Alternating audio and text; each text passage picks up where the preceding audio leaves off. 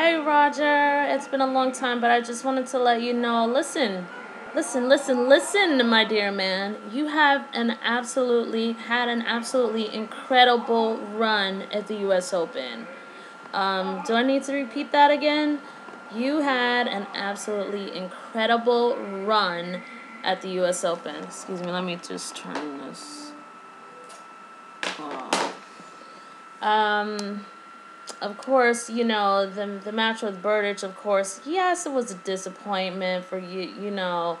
I personally, I feel like, you've had such an amazing season, and I think the real value, as a player, I think the real value of you being able to make a transformation from Roland Garros over to Wimbledon, being more positive in your game, just playing point to point, like really focusing hard, really committing to every play, and just pulling that off, like really standing firm in the midst of like high adversity. Like, you've gone through so much this season, and it's probably so normal for you in a lot of ways that it just doesn't, may not seem like a big deal now that you clearly just wanted, to take the US Open, which I don't blame you for at all. But, I as a fan, like, again, Roger, I'm so proud of you. I just want you to know, like, as so many fans, we're so proud of you. And, maybe that doesn't even matter, I don't know if that's any consolation to you at this point. But, yeah, you've just done so much this season, and I'm just looking at that, and I'm like, I feel like the value of your development as a player, the real jewel of the development, and the as far as the key piece to taking tennis to the next level in the rest of your career, was just the most valuable part of it, was just your transformation and just stepping into who you are as a player at Wimbledon this year. There's a complete sheer difference between the way you approach Roland Garros, even to think about that, and then their absolute just your just completely showing up for Wimbledon. So it's almost like it kind of don't, this is just one little battle in the entire, I don't want to say war, but this is one occurrence. And, you just looks honestly so down. I got to see the end of the match. I really didn't get a chance to see much of the match. And normally, of course, I would have made a lot more videos, but life calls, and I've just been unbelievably inundated with just obligations, etc., etc. So it was just really kind of strange to be sideswiped off of this tennis video commentary that I'm usually so privileged with a certain level of time to do. Like just being able to have access to my little hobby that's been my little hobby for the last, I don't know, couple of months. So, again, listen, you have a lot to be proud of. And, I'm just wondering, like, you play against Berdych or whatever, I feel like you kind of worry about him a little bit, because I feel like the way that you brought him up in other conversations when you're interviewed by people, that you get a little worried about. Like, I don't know. It's not that it isn't a natural thing, but it's just, I'm wondering how you're exactly processing your head-to-head, your rivalry with Berdych, and I kind of feel like you're processing it. I feel like you could just work on refining how you're processing it, a little bit better. I don't feel like you're processing it awfully, but I don't feel like it's helpful fully to you, sort of the way that you're processing your head-to-head with Berdych. Like, it comes across to me like that on some level you're worried about him. And of course, obviously, even even when I was running in track and stuff, like I had rivals, and I'm like, oh gosh, Deirdre's running today. I have to run against her. I've got to make sure that I'm on. That type of thing. So I get it for the most part. But yeah, it's just like, what are you making up? You know what I mean? What are you making up about the match at the U.S. Open? I feel like, you just, this look on your face. It almost was like you haven't done. It was a look on your face, and again, I know you really wanted this, so I just don't want to diminish your right to your own feelings and stuff like that. I don't want to diminish that or make it seem like, oh my gosh, you can't make a face, you can't do this. Oh my God, Roger Federer frowned.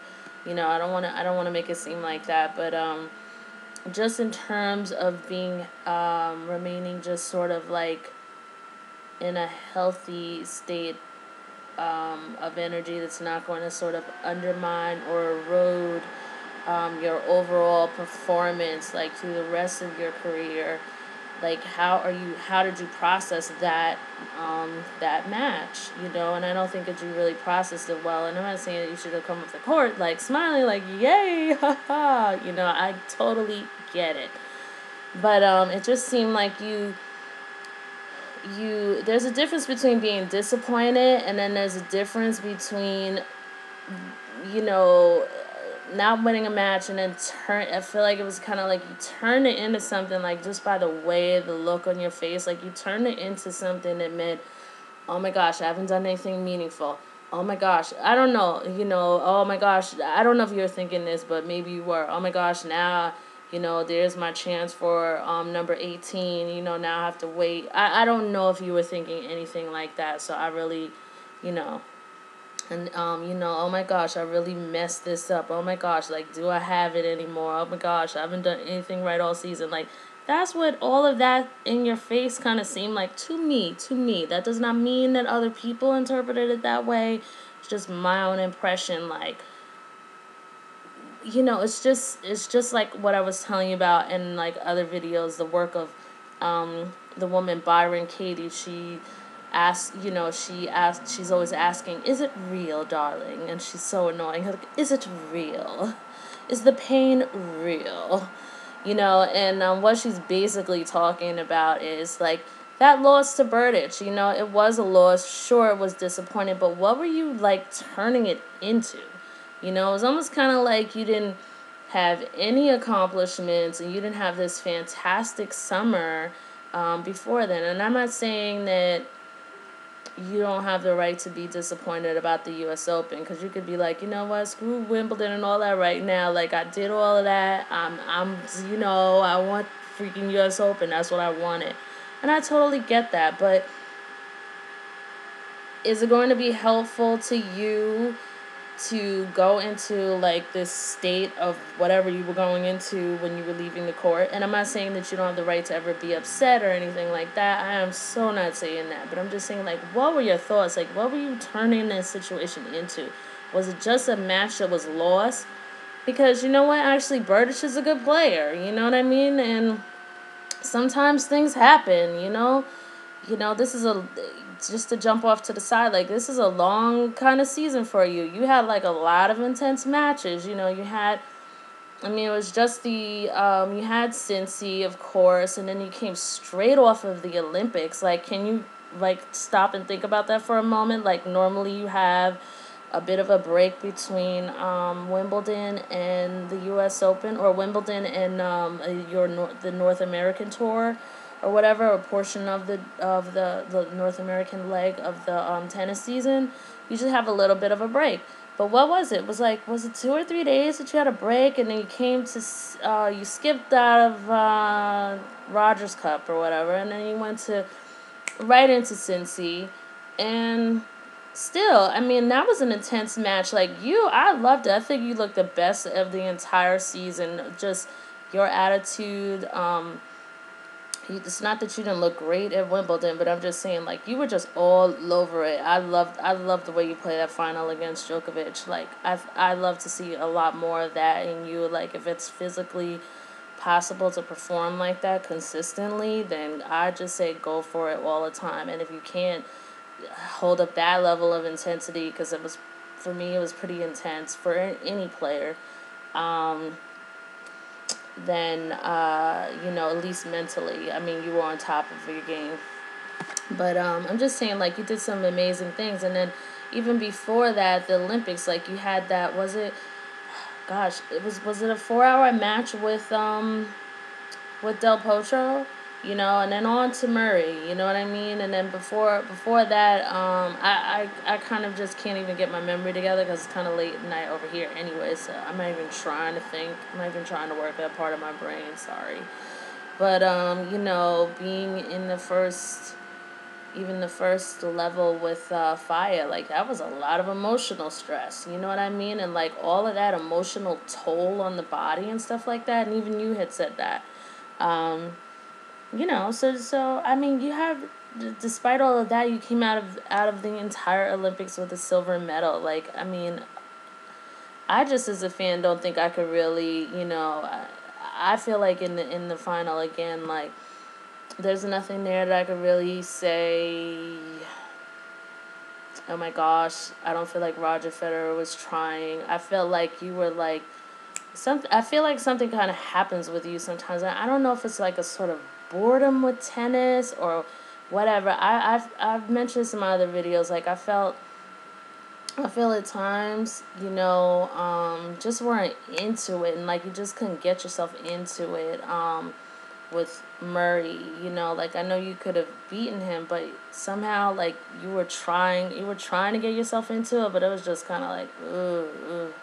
It's not the day today.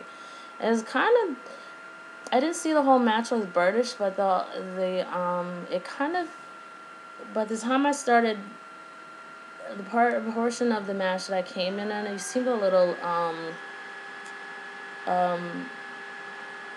not restless, what is the word?